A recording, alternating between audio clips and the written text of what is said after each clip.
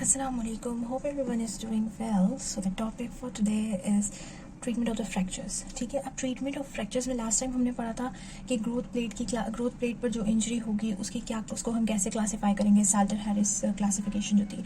अब हमें देखना है कि अब और साथ में हमने फ्रैक्चर हीलिंग भी पढ़ी थी. तो फ्रैक्चर हीलिंग के बाद अब हमें ये तो अब पता होना चाहिए कि अगर फ्रैक्चर के साथ कोई पेशेंट आता है तो उसको कैसे ट्रीट करेंगे.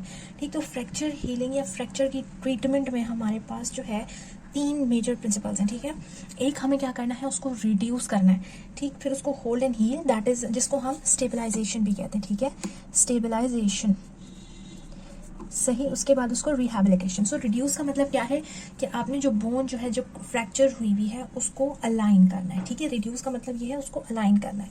ठीक है, स्टेबलाइजेशन का मतलब कि आपने जिसको जिस तरह अलाइन कर दिया था उसको उसी कंडीशन में बिल्कुल वैसे के वैसे ही रखना है.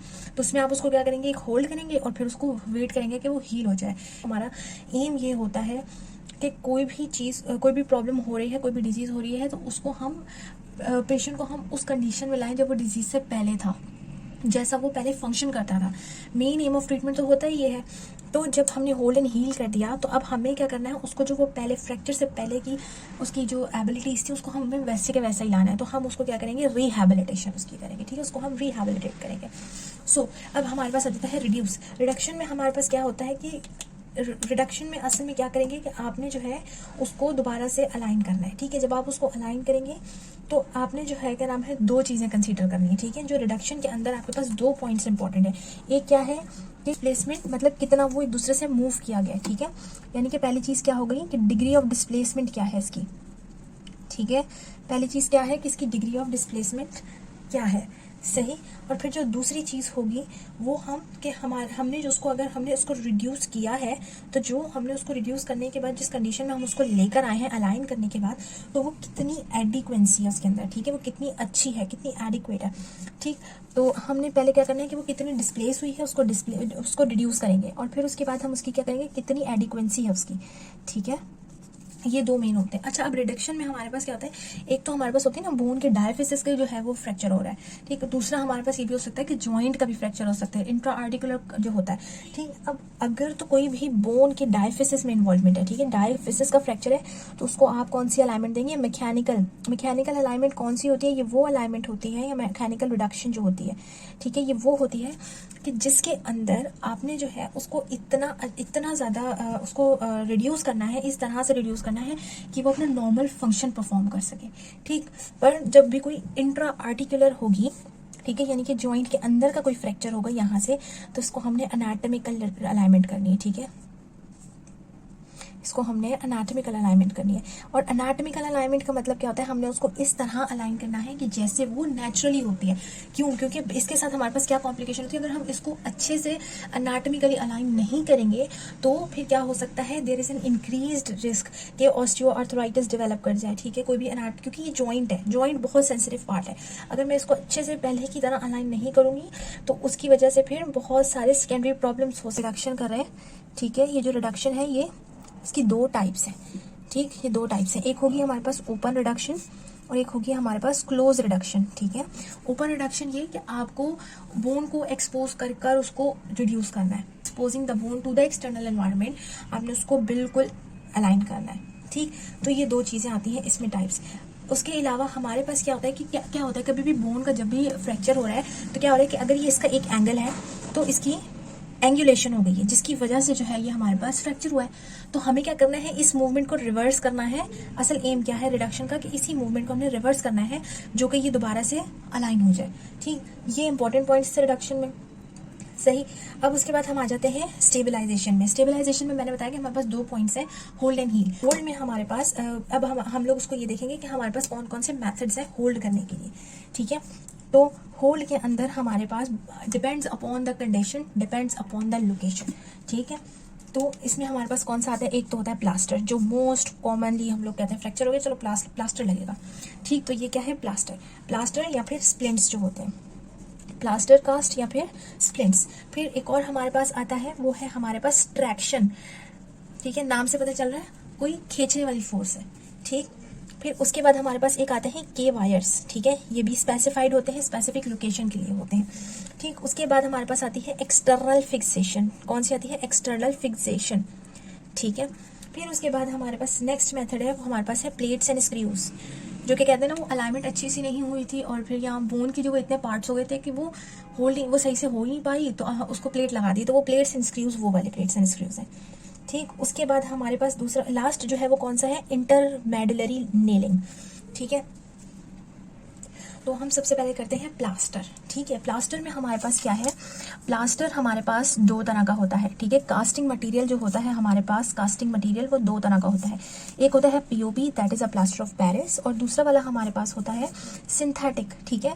पर जो ये पीओपी होता है ये बेस्ट चॉइस है, क्योंकि इसको ये बहुत अच्छी ग्रिप देता है, ठीक है, ये बहुत अच्छी ग्रिप देता है, बहुत अच्छी सपोर्ट देता है, इसलिए ये प्रेफरेबल है ओवर द सिंथेटिक, ठीक। अब इसमें क्या है कि अगर कुछ ऐसी कंडीशंस होती है, जैसे अगर हमने शैफ्ट का जो फ्रैक्चर होता है, जैसे शैफ्ट का फ्रैक्चर है, किसी भी बोन की शैफ्ट का या डायफिसिस का फ्रैक्चर है और आपने उसमें पीओपी देना है, पर in case of the arm ना, फोर आर्म, तो उसमें आपका क्या होता है, there is an increase risk कि अगर आप बहुत टाइट बांधेंगे तो कंपार्टमेंट सिंड्रोम हो जाए, ठीक। तो उसको रिड्यूस करने के लिए हमारे पास एक ये है कि हम उसको जो है बैक स्लैब के साथ, अगर रिस्क हो कंपार्टमेंट सिंड्रोम का, तो उसमें हम पार्शियल लगाते हैं बैक स्लैब के साथ, ठीक। अच्छा, उसके बाद हमारे पास इसी में एक और चीज़ थी, स्प्लिंट्स। स्प्लिंट्स का ये है, अच्छा, प्लास्टर जो होता है वो तो हम कंटिन्यूसली लगा देते हैं ना, उसको एक over a period of time उसको रहने देते हैं, फिर उसके बाद उसको रिमूव करते हैं। स्प्लिंट्स जो होते हैं वो थोड़े से ऐसे होते हैं कि हम उनको अपनी कन्वीनियंस के हिसाब से हटा सकते हैं, जैसे स्प्लिंट्स में अगर शावर ले रहे हैं तो आप रिमूव कर लें, ठीक है, बाथिंग कर रहे हैं तो आप रिमूव कर लें, ठीक। ये ज़रा इजी एप्लीकेशन और ये कंफर्टेबल बहुत होता है पेशेंट के लिए, ठीक। अब उसके बाद ये थे हमारे पास प्लास्टर के पॉइंट्स। देन नेक्स्ट है हमारे पास ट्रैक्शन, ठीक है। नेक्स्ट हमारे पास क्या है, ट्रैक्शन। ट्रैक्शन से पता चल रहा है कोई भी फोर्स लग रही है, कोई भी चीज़ उसको होल्ड करके खींच रही है, ठीक। अब इसमें क्या है कि हम जो होंगे, नाम से भी पता लग रहा है फोर्स है, स्ट्रेचिंग फोर्स है, तो ये क्या होगा, इसमें जो भी लिम्ब होगा उसके साथ जो है एक स्ट्रेचिंग फोर्स लगाई जाएगी, जिसकी वजह से वो कंटिन्यूस स्ट्रेट रहेगा, जैसे आपने रिड्यूस किया था वो वैसा ही रहेगा, ठीक। अब ट्रैक्शन हमारे पास दो तरह की होती है, एक होती है स्टैटिक ट्रैक्शन और एक होती है हमारे पास डायनामिक ट्रैक्शन, ठीक है। तो जो स्टैटिक ट्रैक्शन है उसमें क्या है, उसकी एग्जांपल है हमारे पास थॉमस स्प्लिंट। जो स्टैटिक ट्रैक्शन है उसमें हमारे पास क्या है, थॉमस स्प्लिंट। और जो डायनामिक है तो उसमें जो है हमारे पास जो होता क्या है कि थॉमस स्प्लिंट को पहले समझ लेते हैं। इसमें क्या होगा कि ये let suppose this is the pelvis और ये हमारी उस पेशेंट की लेग है, ठीक है।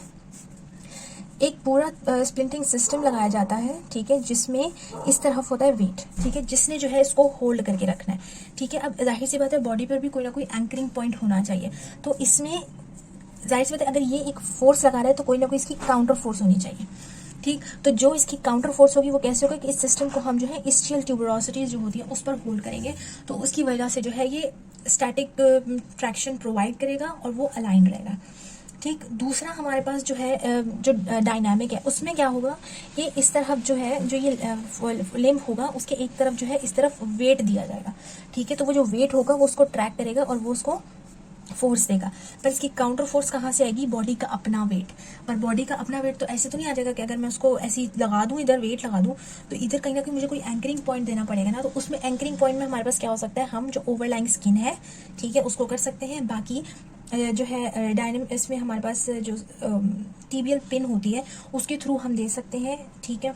उसके अलावा जो है हम लोग एडिसिव बैंडेज के थ्रू जो है इसको स्किन पे अप्लाई कर सकते हैं, स्केलेटल मसल्स पे दे सकते हैं, ठीक है।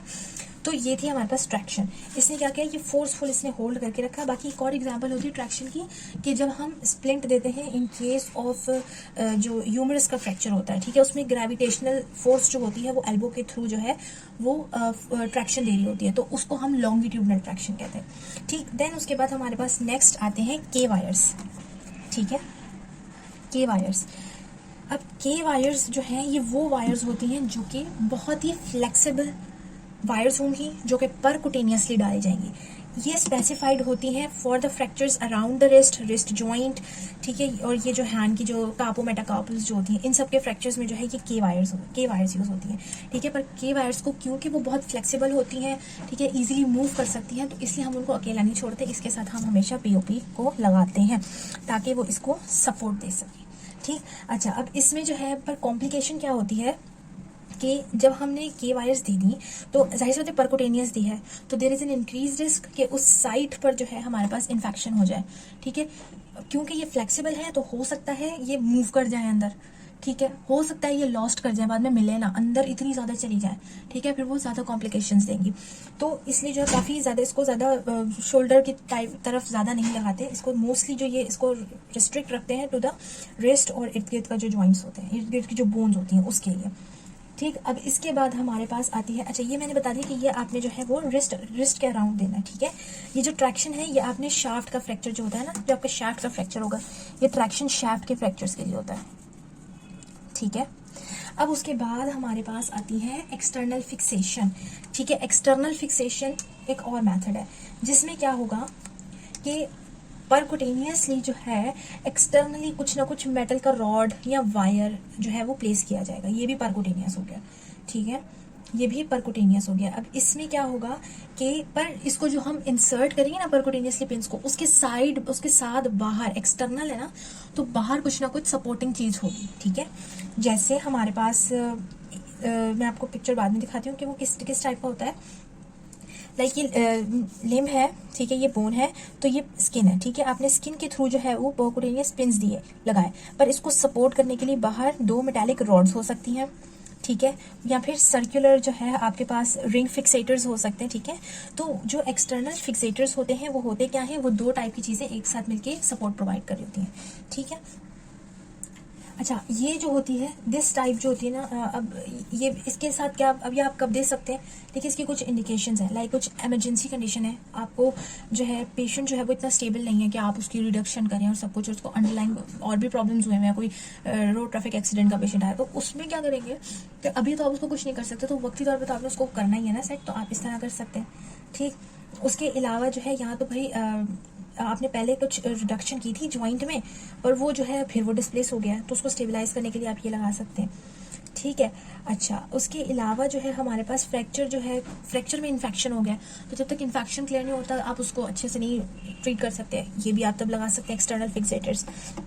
ठीक, उसके बाद जो है हमारे पास एक और इंडिकेशन क्या है कि अगर फ्रैक्चर जो है बोन उसमें बहुत ज़्यादा टूट गई है, ठीक है, तो तब भी आपके लिए बोन लॉस हो चुका है फ्रैक्चर की वजह से, तो उसमें भी आप एक्सटर्नल फिक्सेटर्स लगा सकते हैं। बाकी चीज़ें हम नेक्स्ट पार्ट में करेंगे।